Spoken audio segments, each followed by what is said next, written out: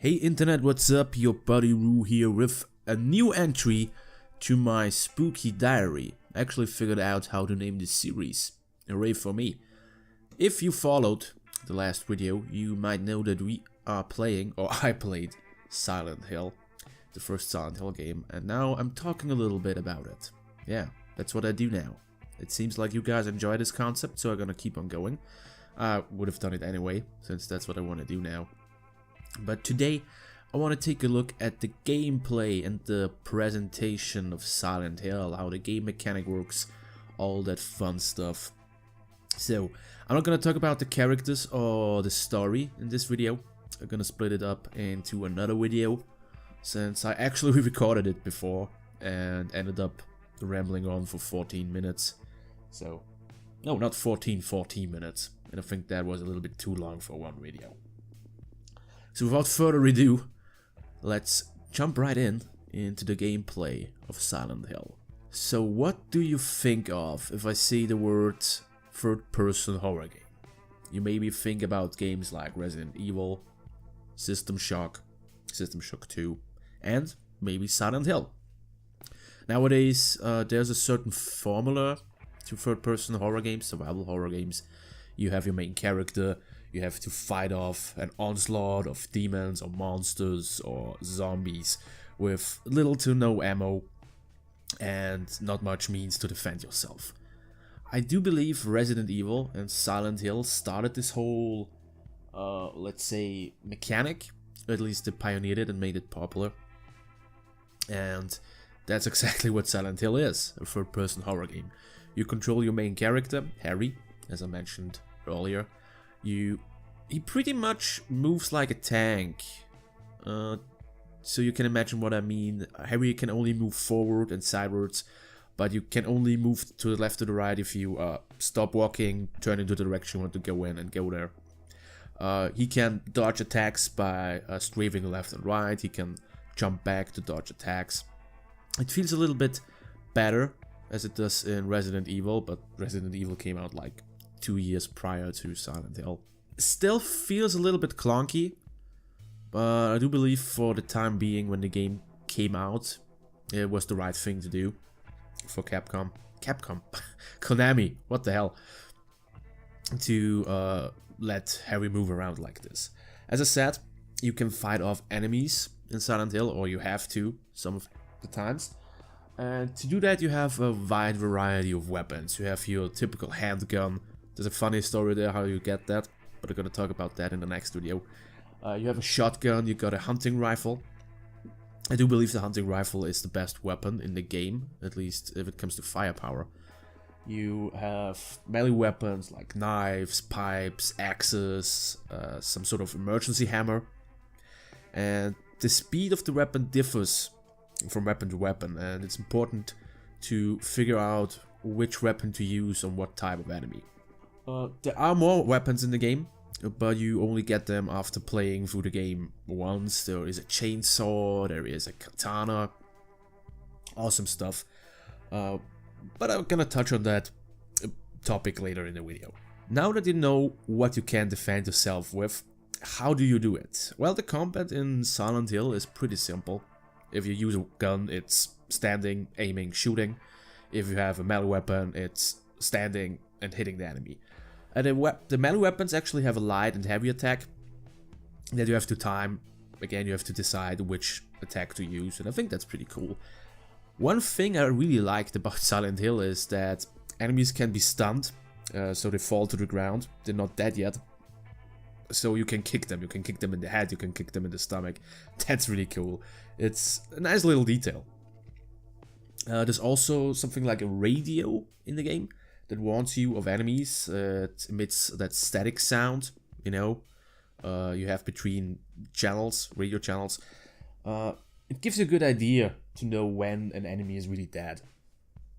Speaking of the combat, sometimes you may be swarmed by enemies. There are gonna be a lot of enemies, and you better run in times like this. It's no shame to do that. I did it from time to time in the game. There are parts of the game where there are a shit ton of enemies. A shit ton. Especially in the later half of the game where the other world, we're gonna talk about the other world 2 later, basically takes over Silent Hill, and there is an onslaught of enemies. If you play the game and you remember my words, run. If that happens, run. But sometimes you just have to fight, and you have to heal yourself. There are not a lot of healing items in there, or at least not a wide variety of healing items. You have your health drinks. They look like these old-timey energy drinks from Asia, if you know what I mean. There are first aid kits, of course, and these ampoules. I hope I pronounced it right. Small glass vials with, I don't know what's inside. I would say drugs, since they enhance Harry's stamina and heal him over time. They aren't actually that difficult to find, at least in the beginning of the game. If you don't rush through the game and just try to get from point A to point B, you find them pretty easily. That's how you English Rue. English is hard, learn to speak it. So let's move on to the enemies themselves. We learned how to defend ourselves against them. Let's take a look at them too. As I said, there are a lot of enemies in Silent Hill, or at least there can be a lot of enemies in Silent Hill. And what are you actually going to encounter? Well, the very first monster you encounter in Silent Hill are the so-called children demon. There are little mangled, twisted kids with knives. I think they cut them out of the North American release. I read something about that. But those are the first enemies you encounter. They are easy to dispose of. I think it takes like 3 shots with the gun, or 2 good whacks with the pipe to get rid of them. There are also these Roma demons. I think they call them Roma. They are like doggies that are skinned and look pretty. They look really disgusting. It's like you skinned the dog. It's disgusting. I said that already, but they're yucky. There are also these air screamer things. They look like pterodactyls, you know, these flying dinosaurs. Pterodactyl, isn't that a Pokemon? I don't know. Never mind. Those are the 3 types of enemies you will encounter the most in Silent Hill. But there are a lot more. You have your hanging scratcher demon. Those guys suck. I hate them. Like the name implies, they hang from the ceiling, attack you with scythe-like arms.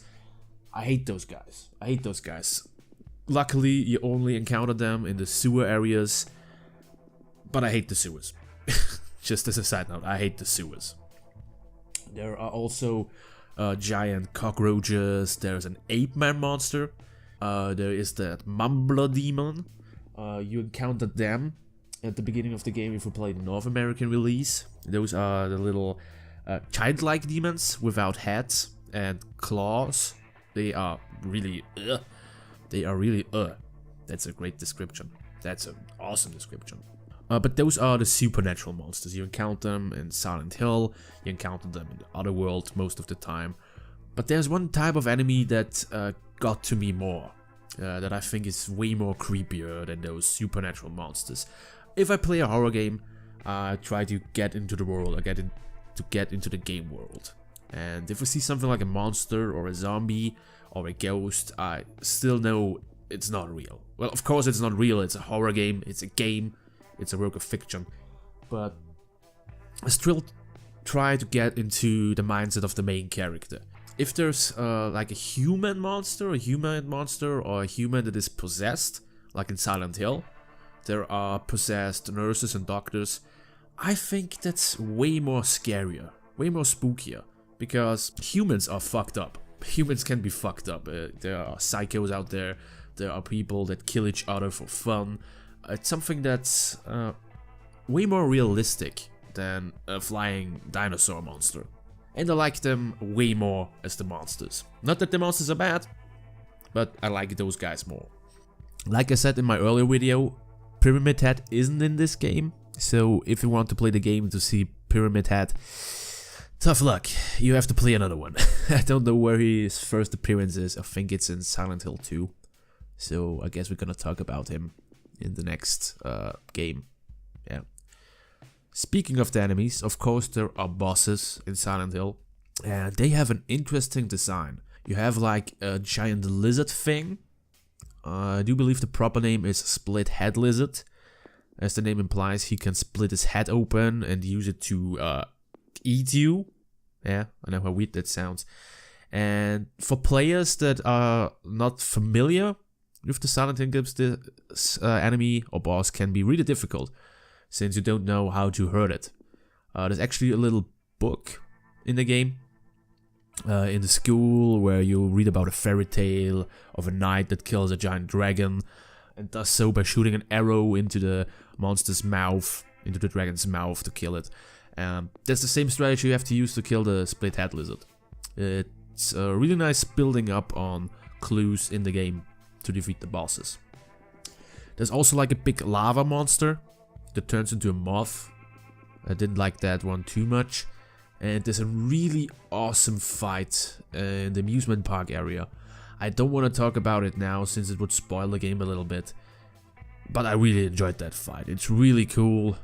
Really cool. If you have the chance to check it out, go ahead, do it. It's my favorite fight in the whole game. I won't talk about the end boss in this video. I'm gonna do that in my story video, since it spoils pretty much the whole game. So let's move on to another important part of the game. That is the puzzles. Silent Hill isn't only a shooty kill game. It's also a puzzle game. There are different puzzles in the game. I think there are 5 or 6 puzzles. They aren't really that difficult to figure out, since the game always provides you with clues. You just have to look around. It's not that difficult to figure out. And speaking of the puzzles, let's talk about the other game mechanic in Silent Hill, what you have to do to progress. It's a pretty easy formula, actually. It's the typical go there, pick up that stuff thing, go back, get another item, continue on to the next area, rinse and repeat, rinse and repeat. There are a lot of items to pick up in Silent Hill. You maybe want to look around and pick them up, since if you do so, you have the chance to change the course of the game. Now with that stuff out of the way, why don't we talk about how the game presents itself? And in my opinion, I think the music and sound design in Silent Hill is what makes the game. I love the music and the sound design. But let's talk about the voice acting first. And the voice acting is okay. It is okay. I do believe back then the voice acting wasn't as important as it is today. There was no Nolan North around back then. Well, I think he was around, but he wasn't doing video games. People don't really care about the voice acting. Just saying. The sound design is great. Sometimes there is no background music in certain parts of the game, or you can hear Harry's footsteps, or you can hear heavy breathing, implying that there's something near you. There are knocks on the doors where you walk by and they are locked. Sometimes when Harry goes over to the other world, there's this weird air siren in the distance, and I hate that one. I don't know what it is, but every time I hear an air siren, it triggers something in me. I don't know what it is, but I not really panic, but it really makes me feel weird. Yeah. Why am I talking about this? Important to note is that the music was composed by Akira Yamaoka. I hope I pronounced that right. And by now you may know the intro theme of Silent Hill. It kicks ass. Just have a listen.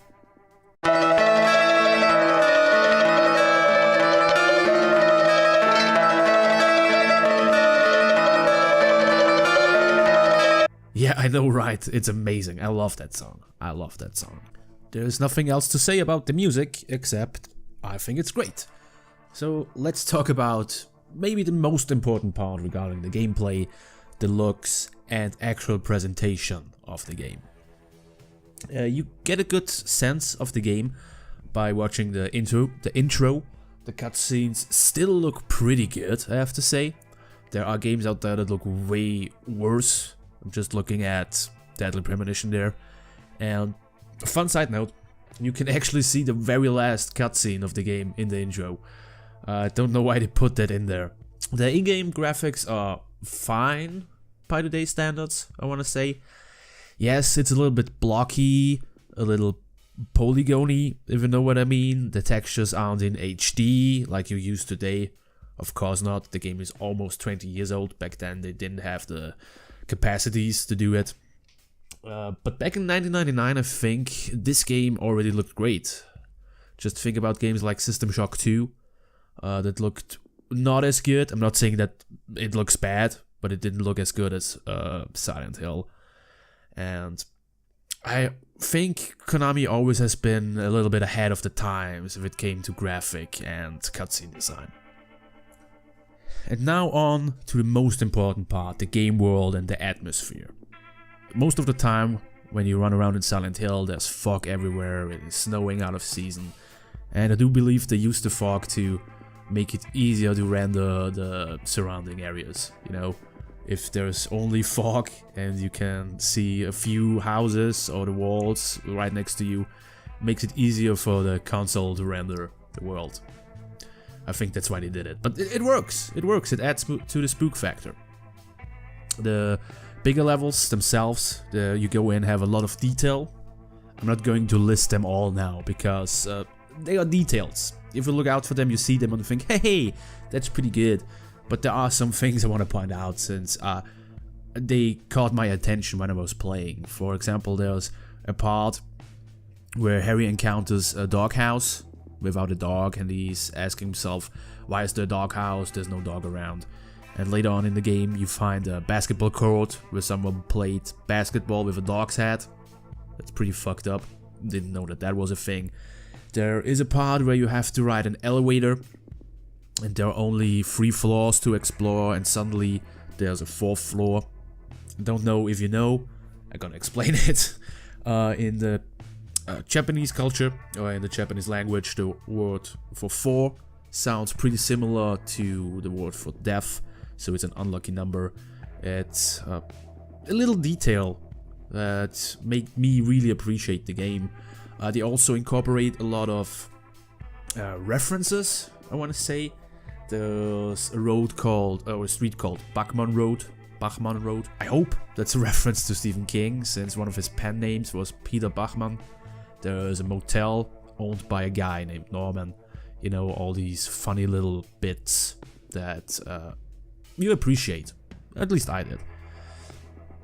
They also use a lot of religious and, let's say, occult imagery or lent from them. There's a thing called the Seal of Samael. Samael is like Satan in Judaism. He's an archangel or something like that. I didn't put too much effort into researching this. There's a thing called the Crest of Mercury, the Star of Solomon. Like I said, a lot of mystical and black magic-y stuff. It adds to the spook factor and it works. It works. And before I gonna end up with another 14-minute video, I wanna talk about one more thing. Maybe the most important part of Silent Hill, or the best part of Silent Hill besides the music, and that is the Otherworld. I mentioned it a couple of times before. The Otherworld is this nightmarish, hellish dimension Harry finds himself with. It's filled with monsters, stronger monsters, and it acts like the scary part of the game, or the more scarier part of the game. And I really like the Otherworld. It has this really gritty and industrialized feel to it. It has fences and grates everywhere. There is rust on almost everything. There's blood. There are corpses hanging from the ceiling and the walls. And when I was playing the game, the Otherworld felt like it was a living creature, you know? Like the environment was alive and hurting. And I really enjoyed my time in there. It sounds weird, but I enjoyed that weird, hellish dimension. Has to be an Austrian thing. And with that weird conclusion, I'm gonna leave it here for today. We have a lot more stuff to talk about. We still have to tackle the characters and the end story, or the whole story of the game. I'm not gonna talk about the whole story. But we're gonna do that in the next video. I hope you guys enjoyed this new entry to my spooky diary. I'm recording for almost 21 minutes now. That's a long video, damn. But as I said, I hope you enjoyed it. If you did, let me know by hitting the like button or leaving a comment. If you feel very generous, you may want to subscribe to the channel, and I see you in the next episode. Bye bye.